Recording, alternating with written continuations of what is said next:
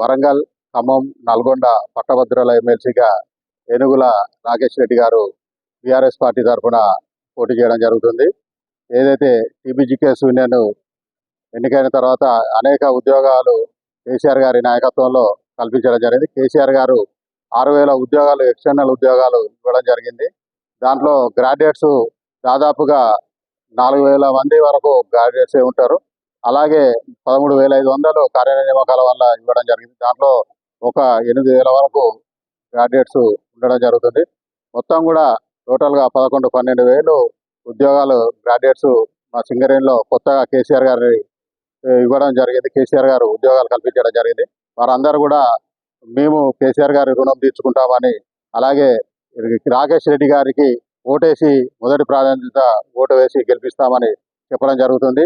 రాకేష్ రెడ్డి గారు ఎందుకు గెలవాలంటే, ఏదైతే ప్రభుత్వం హామీలు ఇచ్చిందో, కాంగ్రెస్ ప్రభుత్వం హామీలు ఇచ్చిందో ఆ హామీలన్నీ నెరవేరాలంటే ఏదైతే ప్రతిపక్షంలో ఉన్న పార్టీకి సంబంధించిన బీఆర్ఎస్ పార్టీకి సంబంధించిన నాయకులు గెలిస్తేనే వాళ్ళకు ఉరికొస్తుంది. కాబట్టి వాళ్ళు సిట్రైట్ అవుతారు. కాబట్టి వాళ్ళు ఏదైతే హామీలు ఇచ్చిందో అవన్నీ కూడా నెరవేర్చాలంటే ప్రతిపక్షంలో ఉన్న వాళ్ళని గెలిపిస్తేనే వాళ్ళకు మంచి ఉంటుంది. కాబట్టి ఖచ్చితంగా ప్రతిపక్షంలో ఉన్న రాకేష్ రెడ్డి గారిని గెలిపించాలని, అలాగే పట్టభద్రులందరూ కూడా మేము సీటు కాడికి పోగానే వాళ్ళే చెప్పడం జరుగుతుంది, మేము ఖచ్చితంగా రాకేష్ రెడ్డి గారికి ఓటు వేస్తామని చెప్పడం జరుగుతుంది. కాబట్టి రాకేష్ రెడ్డి గారు అత్యధిక మెజార్టీతో గెలుస్తారని మేము అనుకుంటున్నాం. అలాగే ఎవరైతే కాంగ్రెస్ పార్టీ తరఫున నిలబడ్డాడో వాళ్ళని కూడా వాళ్ళు తూలనాడడం జరుగుతుంది. ఈ వ్యక్తి రోజుకో పార్టీలో ఉంటాడు, ఎవరైతే బ్లాక్ మెయిలింగ్ చేసి ప్రభావం కలుపుకుంటాడు, కాబట్టి అతనికి ఎట్టి పరిస్థితులలో ఓటేయము, రాకేష్ రెడ్డి గారికే ఓటేస్తామని చెప్పడం జరుగుతుంది.